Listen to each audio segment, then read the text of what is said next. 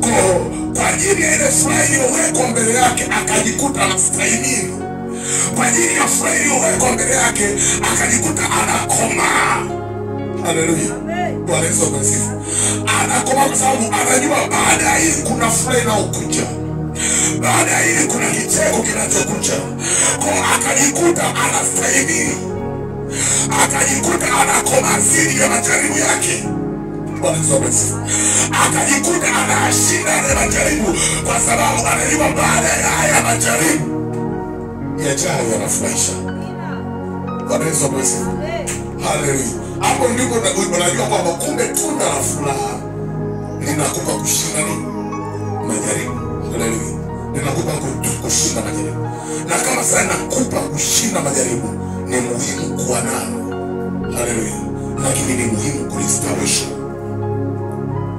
Ukilistawisha hili tunda la furaha, moja kwa moja maisha yako yanakuwa ya ushindi dhidi ya majaribu yako yote. Yaani ukiona jaribu kwanza unacheka. Haleluya. Ukiona jaribu unafanya kama alivyosema, mnapofurahi mnapoangukia kwenye majaribu mbalimbali. Ukiona jaribu kwanza unacheka kwanza. Ukiona wakati mgumu unacheka kwanza. Unasema asante, hii ni fursa nyingine ya mimi kusogea kule niendako. Hii ni fursa nyingine mimi ya kuwa juu. Hii ni fursa nyingine ya mimi kustawi kwenye mambo yangu. Hii ni fursa nyingine. Usiyakimbie majaribu. Kukimbia majaribu ni kukimbia furaha yako. Kukimbia majaribu ni kukimbia kuinuka kwako. Kukimbia majaribu, haleluya, ni kusikimbia baraka zako. Haleluya. Ni kusikimbia nini? Kwa Yesu, kwa sababu ya furaha iliyowekwa mbele yake, akajikuta anafanya furaha ya Yesu ni sisi tuokolewe. Akajikuta anasahau mpaka aibu ya msalaba anaisahau. Maana wana Biblia, wanazuoni wa Biblia wanasema Yesu alisulubiwa akiwa uchi wa mnyama. Zile za kwenye TV zile unaona amevaa na tumbo. Sasa kule wanasema alisulubiwa uchi wa nini? Wa mnyama. Yaani watu walikuwa wanaona uchi wake, wanawake wanaona uchi wake, wababa wanaona uchi wake, vijana wanaona uchi wake. Lakini pamoja nayo alimsahau ile aibu. Haleluya. Sema kuanzia leo nitaisahau aibu yote kwa ajili ya furaha yangu niliyowekewa mbele. Bwana Yesu asifiwe. Haleluya kanisa la Bwana. Haleluya. Amen. Kwa Yesu yeye ndiye njia ya kwenda na uzima. Na uzima. Yeye alistahili, alishinda majaribu yake. Alishinda maumivu ya msalaba kwa sababu ya furaha iliyowekwa mbele yake. Kwa hili tunda la furaha ndio linalobeba nini? Linabeba ushindi wetu. Haleluya. Yaani likiwepo lenyewe linafyonza nini? Linafyonza maumivu. Linafyonza fadhaa. Linafyonza msongo wa mawazo. Mtu aliyeokoka atakiwa na msongo wa mawazo. Kwa sababu msongo wa mawazo unazaa ugonjwa wa akili. Wewe angalia watu wote wenye msongo wa mawazo na ugonjwa nini? Wana ugonjwa wa akili. Haleluya. Kwa sasa sisi sio wagonjwa wa akili. Akili zetu ziko salama kwa sababu tumejaa Roho Mtakatifu, lakini tuna tunda la furaha ambalo linatokana na sisi kuongozwa na Roho Mtakatifu. Haleluya. Bwana Yesu apewe sifa. Yaani wewe hutaki kuwaza, unawaza hivi itakuwaje? Hivi wewe endelea kufurahi, endelea kuona majaribu yako ni fursa. Haleluya. Bwana Yesu apewe sifa. Maana hata dhahabu ili ing'ae vizuri inatakiwa kupitishwa kwenye moto. Imepitishwa kwenye nini? Ndipo inang'aa vizuri. Ndipo thamani wake unaonekana wazi. Kwa sababu imepitishwa kwenye moto. Kwa kumbe hata thamani yako hiyo ili ionekane vizuri ni pale kupitia kwenye moto. Ndio maana Yesu akamwambia Petro, Bwana, shetani amewataka ili awapepete. Shetani amefanya? Amewataka ili awapepete. Yaani shetani alienda kuomba maombi kwa Mungu, afu Mungu naye akamjibu. Shetani alienda kuomba maombi kwa nani? Kwa Mungu, afu Mungu akafanya akamjibu kwamba wapepete. Kwa Mungu alipoomba akawapepete, ina maana kupepete ina maana wasuko wajaribiwe.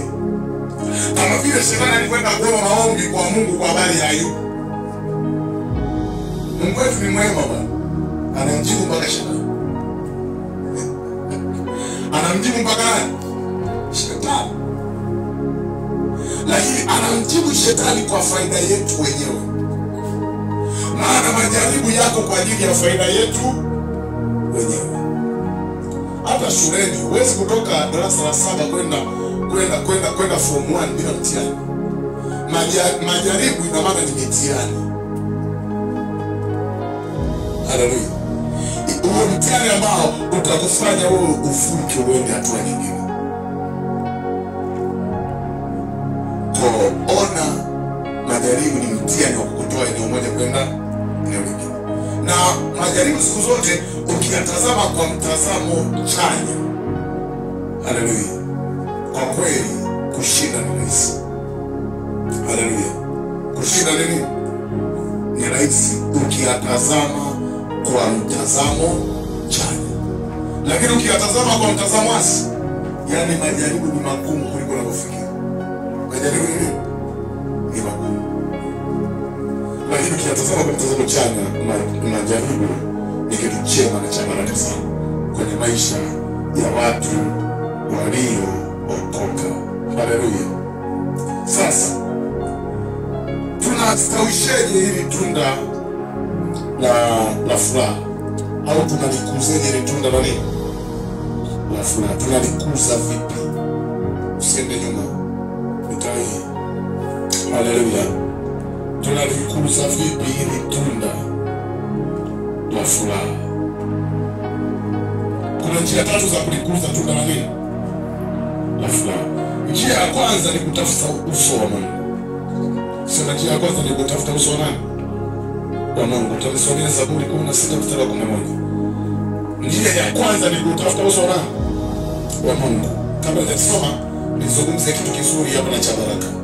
Tunaposema njia ya kwanza ni kutafuta uso wa Mungu, ina maana kutafuta uso wa Mungu maana yake ni kutafuta uwepo wa nani?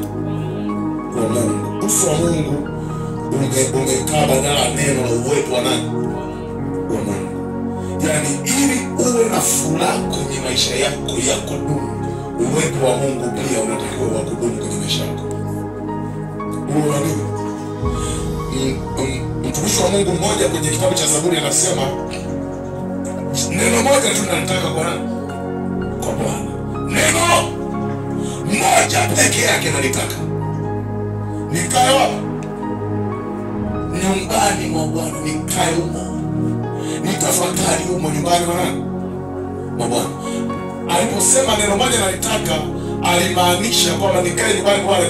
Neno analotaka akae uweponi mwa Bwana. Hilo ndo analotaka, akae uweponi mwa Bwana. Jina la Baba libarikiwe. Na nikwambie jambo moja kwamba ukikaa uweponi mwa Mungu kuna raha ya ajabu sana. Nimepata uzoefu wa kukaa uweponi mwa Mungu. Wakati niko kule nyumbani Kiera, nilikuwa nafanya kazi moja ya kubadilishana.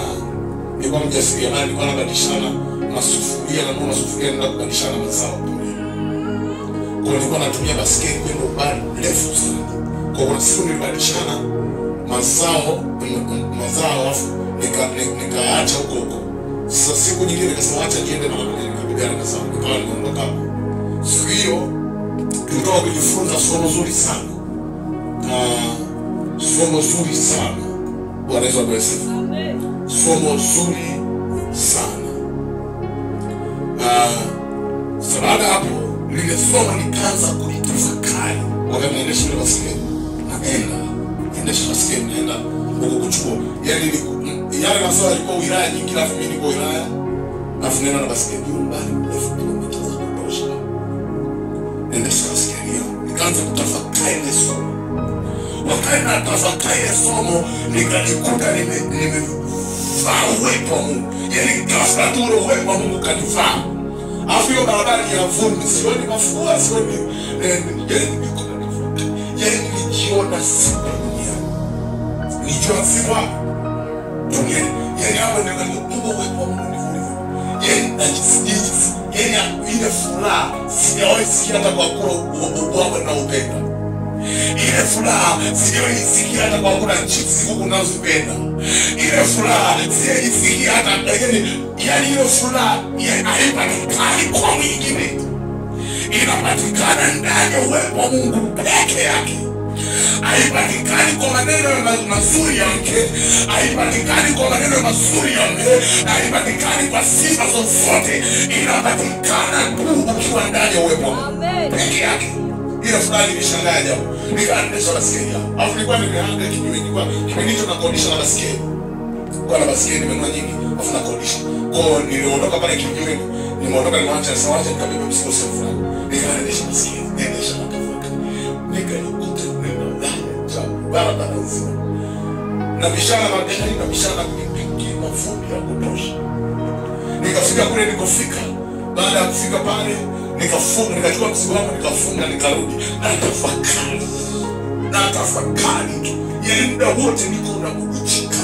Nina dhani ajabu. Bwana Yesu asifiwe.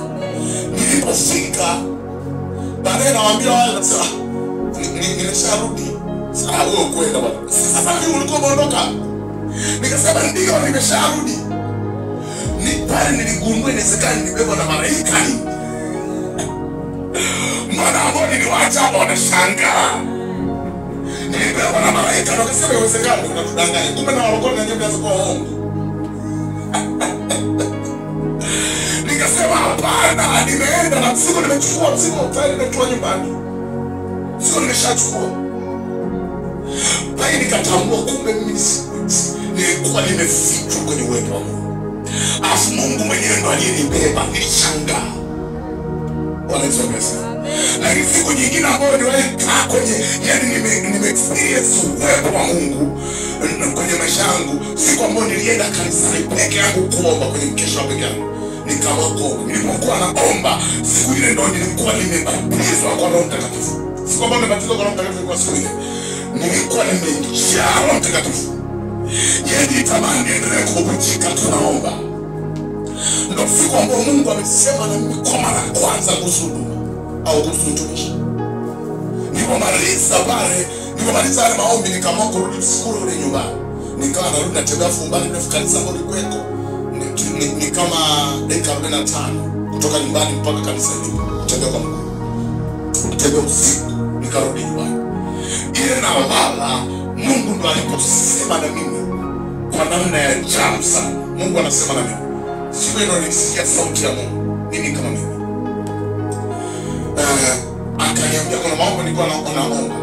Akaniambia unataka nini? Akasema uwe mtii na mnyenyekevu utafikia. Uwe mtii na mnyenyekevu tu. Akaniambia maneno mawili tu. Na wakati nasema na mimi nikakuta kama Mungu mpaka utumbo unacheza.